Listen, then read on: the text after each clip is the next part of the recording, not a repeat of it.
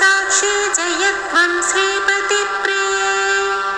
जय मातर्महालक्ष्मी संसारार्णवतारिणी महालक्ष्मी नमस्तुभ्यं सुरेश्वरी हरिप्रिये नमस्तुभ्यं दयानिधे पद्मालये नमस्तुभ्यं च सर्वदे सर्वभूतहितार्थाय वसुवृष्टिं सदा कुरु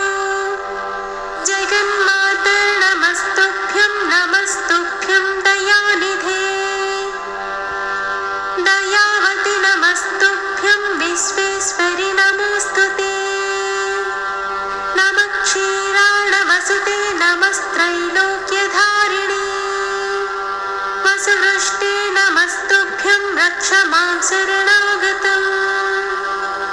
रक्ष त्वं देवदेवेशि देवदेवस्य वल्लभे